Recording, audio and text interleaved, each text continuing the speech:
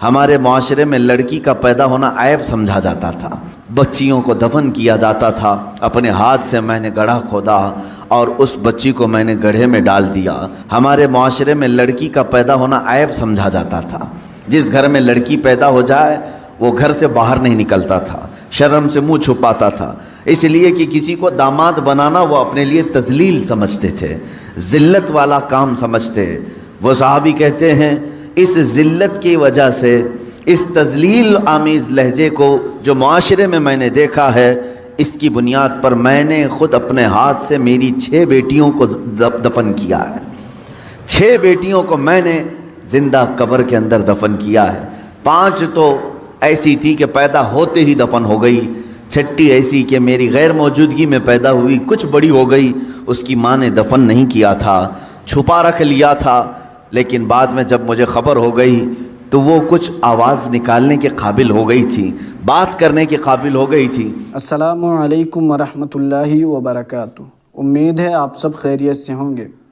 آج کا ریاکشن ان تمام والدین کے لیے خاص ہے جن کے گھروں میں بیٹیاں موجود ہیں، کیونکہ بیٹی اللہ کی رحمت ہے، امانت ہے اور آزمائش بھی۔ ہم آج سننے جا رہے ہیں معروف عالم دین مفتی سلمان اظہری صاحب کا ایک اہم بیان، جس میں وہ بتا رہے ہیں جن کے گھر میں بیٹیاں ہوں انہیں کون سا عمل کبھی نہیں کرنا چاہیے۔ یہ بات جاننا ہر ماں باپ کے لیے ضروری ہے تاکہ ہم اپنے بیٹیوں کے ساتھ انصاف کر سکیں اور دین کے مطابق ان کی پرورش کریں۔ ویڈیو کو مکمل دیکھیں اور دل کو لگے تو لائک، سبسکرائب، شیئر کرنا نہ بھولیں۔ اس زمانے کی جہالت کی غیرت نے مجھے گوارا نہیں کیا کہ میں سارے لوگوں کے درمیان لڑکی کو پالوں، اس لیے کہ لڑکی کا ہونا وہاں عیب تھا۔ اے اللہ کے رسول، میں اس ننھی سی بچی کو جو بولتی بھی تھی میں لے کر گیا وہیں پر جہاں بچیوں کو دفن کیا جاتا تھا، اپنے ہاتھ سے میں نے گڑھا کھودا اور اس بچی کو میں نے گڑھے میں ڈال دیا۔ وہ پکارتی رہی، اس کی چیخیں آج بھی سنائی دیتی ہیں، لیکن میں نے اس کے اوپر بہت سارے ڈھیلے ڈال دیے، پتھر ڈال دیے، مٹی سے بند کر دیا۔ اخیر وقت تک اس کی آواز مجھے آتی رہی، لیکن اس کے بعد اللہ نے آپ کے ذریعے سے یہ احسان کیا کہ مجھے دولت اسلام عطا کیا، دولت ایمان عطا کیا۔ اے اللہ کے نبی، میں اپنی جہالت کی اس پرانی رسم کو یاد کر کے کبھی روتا ہوں۔ میں کیسا کٹھور باپ تھا کہ اپنے گود میں پیدا ہونے والی بچی جس کا گلا گھونٹ کر کے ہم نے خود قبر میں دفن کیا ہے۔ اے رسول گرامی وقار صلی اللہ تعالیٰ علیہ وسلم، آپ کی بدولت اللہ نے ہماری روحوں میں تبدیلی عطا کی۔ اب ان صحابہ کا حال کیا تھا، ان کا کیا حال تھا؟ اللہ اکبر۔ ایک صحابی حضور پاک صلی اللہ علیہ وسلم کے زمانے کے بعد ایک خاتون جو مدینے کی یہودی عورت ہے، یمن جانا چاہتی ہے، انہی 2 نوجوان صحابہ کو سیدنا ابو بکر صدیق رضی اللہ تعالیٰ عنہ نے نگراں بنا کر کے بھیج دیا۔ وہ یمن تک چلی گئی خاتون، لیکن ان 2 جوانوں نے سر اٹھا کر اونٹ تک اس عورت کو دیکھا نہیں۔ مدینے سے لے کر یمن تک اس خاتون کو پہنچایا۔ وہاں پہنچنے کے بعد اس خاتون نے کہا، میں مدینہ تو اس لیے چھوڑ آئی تھی کہ مجھے ڈر لگ رہا تھا کہ مسلمان کہیں میری عزت پر حملہ نہ کر دیں۔ میں اکیلی رہ گئی تھی، میرا خاندان نہیں تھا، میں یمن میں اپنے خاندان والوں سے ملنے کے لیے آ گئی تھی۔ لیکن اے یمن والوں، تم گواہ رہو، محمد کے جو غلام ہیں وہ عورتوں کی عزت کے محافظ ہوتے ہیں۔ میں نے پورے راستے بھر ان جوانوں کو دیکھا، ایک نظر اٹھا کر کے انہوں نے میری طرف نہیں کیا، اور مجھے جو ضرورت ہوتی تھی راستے میں ہر ضرورت کا میرا خیال کیا، لیکن کبھی نظر بھر کر مجھے دیکھا نہیں۔ اور وہیں سے وہ خاتون کہتی ہے، تم سب گواہ ہو جاؤ، جہاں میری عزت کی حفاظت ہے اسی دین میں میں بھی داخل ہوتی ہوں۔ یہ اللہ کے نبی صلی اللہ تعالیٰ علیہ وسلم کا لایا ہوا ریولیشن ہے، انقلاب ہے۔ میں چیلنج کرتا ہوں، پوری دنیا میں کوئی ایسی شخصیت نہ آ سکی جو اتنا بڑا انقلاب لائی ہو۔ مدینہ طیبہ میں آئے ہیں حضور اکرم صلی اللہ تعالیٰ علیہ وسلم، جب چند 100 کی تعداد تھی، 200 کے قریب مسلمان تھے، لیکن 10 سال کے اندر، 10.5 سال کے اندر وہ رسول پاک صلی اللہ تعالیٰ علیہ وسلم نے انسانوں کا ایک ایسا سمندر جمع کیا جن میں سے ہر ایک آسمان کا مہ کامل بن کر نکلا ہے۔ ہر ایک صحابی اپنی جگہ پر عظمت والا ہے. خود میرے آقا نے فرمایا اصحابی کالنجوم بأیہم اقتدیتم اہتدیتم، میرے سارے صحابہ ستاروں کی طرح ہیں، تم جس کی پیروی کرو گے ہدایت پا جاؤ گے. اس لیے کہ میں اس ریولیشن کی بات کر رہا ہوں. ہم پڑھا رہے ہیں، کوئی ٹیچر ہوگا، کوئی پروفیسر ہوگا، کوئی دوسرا عالم دین ہوگا، اس نے پڑھایا ہوگا، شاگرد بنائے ہوں گے، لیکن سارے شاگردوں میں 4-5 پر وہ فخر کر سکتا ہے، 10-12 پر فخر کر سکتا ہے. میرے اتنے سارے شاگردوں میں چند لائق نکلے ہیں، یہ اتنے اچھے ہیں کہ ان کے ذریعے سے کام ہو سکتا ہے. دنیا کا کوئی بھی استاد پروفیسر لیں، اس کے شاگردوں میں چند ماہر نکل سکتے ہیں، چند قابل نکل سکتے ہیں، لیکن دنیا کا تنہا وہ استاد محمد الرسول اللہ ہے صلی اللہ تعالیٰ علیہ وسلم، جن کے ہر شاگرد کو آسمان کا ستارہ ہونے کی اللہ کے رسول نے خود بشارت عطا کی ہے. ان میں سے ہر ایک مشعل ہدایت ہے. ان میں سے ہر ایک کتنے ہیں؟ وہ 10.5 سال کے اندر جو 200 صحابہ کی موجودگی میں آئے رسول تھے. 200 صحابہ کی موجودگی میں آنے والے وہ رسول جب وفات ہو رہی ہے میرے آقا کی، اس وقت 1,20,000 صحابہ موجود ہیں. 1,20,000 کے دلوں کے اندر موجیں مارتا ہوا عشق رسول کا سمندر ہے. رسول پاک پر جان فدا کرنے والے جذبے 1-2 کے اندر نہیں، 1,20,000 کے اندر ہے. میں پوچھتا ہوں وہ ریولیشن کیسا تھا، وہ انقلاب کیسا تھا؟ اللہ تعالی ہماری زبانوں میں وہ اثر دے کہ ہم روحوں کو تبدیل کر سکیں.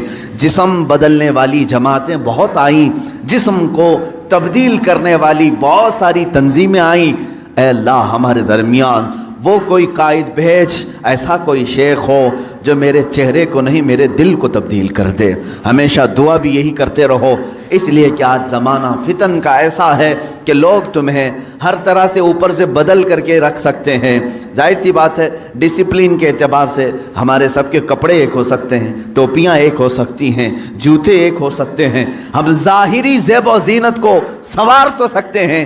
دنیا میں ہر سوسائٹی، تنظیم، کمیٹیاں، تحریکیں، تنظیمیں یہ سب کر سکتی ہیں، لیکن شاید و باید کوئی ایسا ہوگا جو رسول پاک کی درسگاہ کا پروردہ ہوگا، وہاں کا پلا ہوا ہوگا. وہ جسم ہو سکتا ہے نہ بدلے، لیکن روح کو دل سے بدل دیتا ہے. اس لیے کہ میرے آقا کے پاس پڑھنے والے، بیٹھنے والے صحابہ میں کچھ ایسے تھے جن کے پاس صرف ایک کپڑا ہے، تہبند ہے، صرف ایک تہبند ہے، اوپر اوڑھنے کے لیے چادر تک نہیں. کچھ صحابہ وہ ہیں جن کے پاس 2 لباس ہیں، سلے ہوئے نہیں، بغیر سلے ہوئے، جس طرح احرام ہوتا ہے. لیکن کیا ہمارے یہ قیمتی جبے اور ہماری شیروانیاں ان کی ایک تہبند کے برابر ہو سکتی ہیں؟ ان کے چادر تک ہم پہنچ سکتے ہیں؟ وہ سادے لباس میں ہی رہے.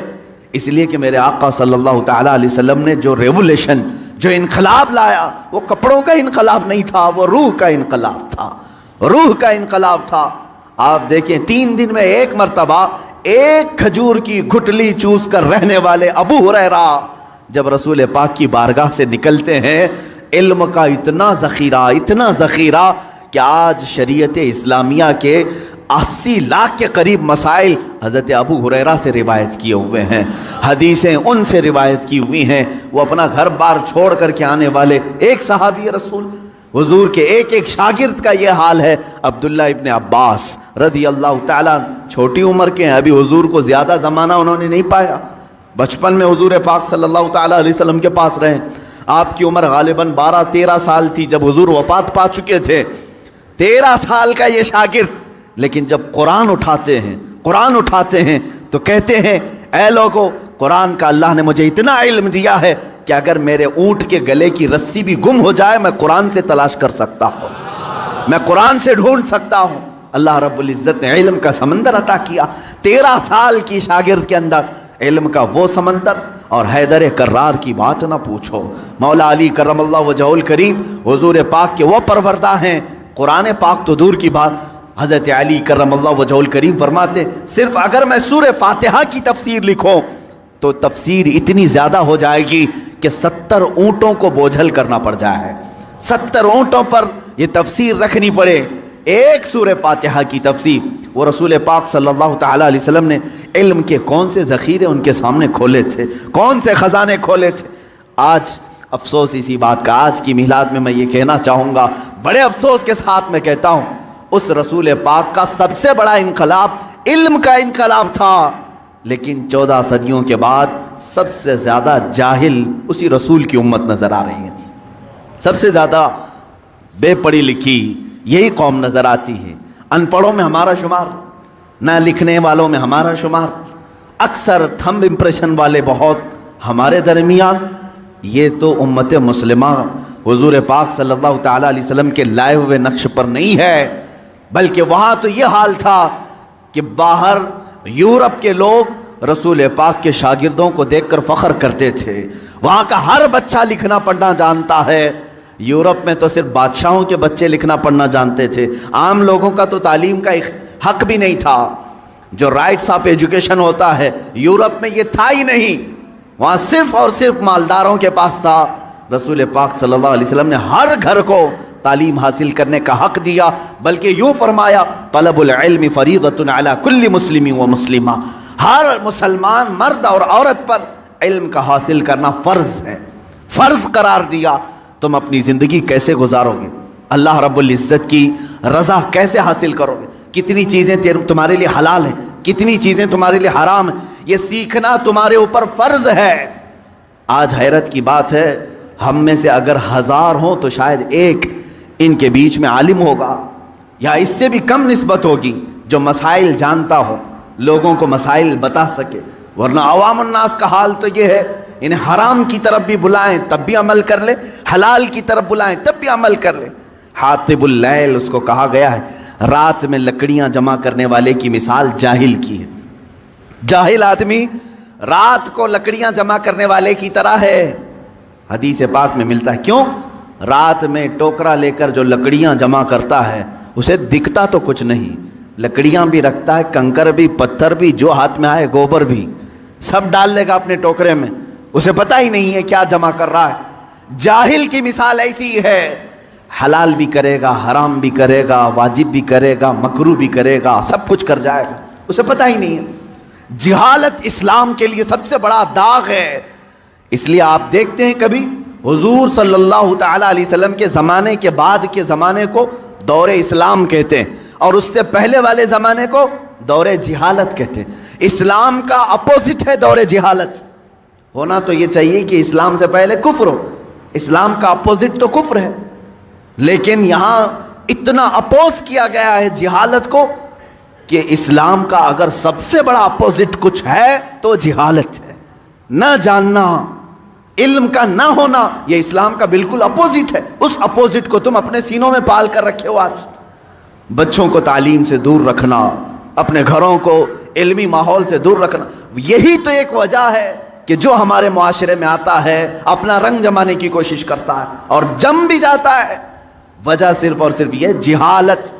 اگر تم شریعت مصطفیٰ صلی اللہ تعالیٰ علیہ وسلم کے علم سے بہرہ مند ہو، آج کون سی چیز ایسی ہے جو تمہیں علم حاصل کرنے سے روکتی؟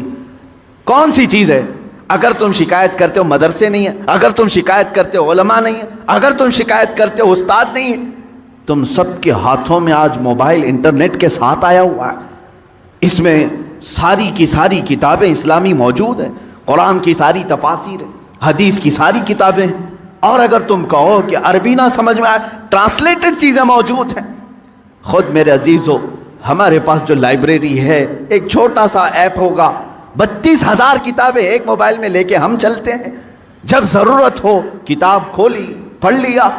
زمانہ اتنا عروج پر آ چکا، یاد رکھنا کل قیامت کے دن اس زمانے کا کوئی آدمی اللہ کے پاس بہانہ نہیں کر سکے گا، عذر نہیں پیش کر سکے گا، اے اللہ میں ایسے ماحول میں تھا کہ کوئی استاد ہی نہیں ملا، اے رب میں ایسے ماحول میں تھا کہ کوئی عالم ہی نہیں آیا۔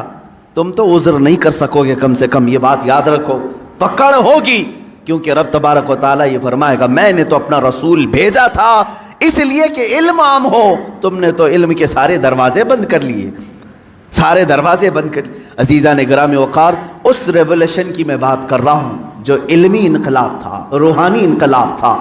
اب ایک بات اور، جب لائٹ آ جاتی ہے تو بہت ساری چیزیں دکھنے لگتی ہیں، لائٹ بند ہو تو پتہ نہیں چلتا کہ دیوار پہ کیا ہے، زمین پہ کیا ہے، چھت پہ کیا ہے، لائٹ روشن کرو ہر جگہ نظر آنے لگی۔ اسی طرح کہا گیا العلم نور، علم روشنی ہے، جس انسان کے اندر آ جائے تو پھر اسے سب خرابیاں سامنے نظر آتی ہیں. حرام کیا ہے، کفر کیا ہے، شرک کیا ہے، غلاظت کیا ہے، علم کی روشنی میں وہ بندہ دیکھ سکتا ہے، اور جاہل اندھیرے میں ہاتھ پیر چلاتا رہتا ہے. کتنی خرافات ہمارے معاشرے میں آئی ہے صرف جہالت کی وجہ سے. دیکھا دیکھی ہم نے بہت ساری چیزوں کو ایکسیپٹ کر لیا ہے، اس کے پیچھے چل رہے ہیں. تقلید، جس کو اندھی تقلید کہتے ہیں، ہم کسی کے بھی پیچھے چل پڑتے ہیں. اس کی وجہ کیا ہے؟ جہالت. اللہ کے نبی صلی اللہ تعالیٰ علیہ وسلم اسی چیز کو ختم کرنے کے لیے تشریف لائے تھے.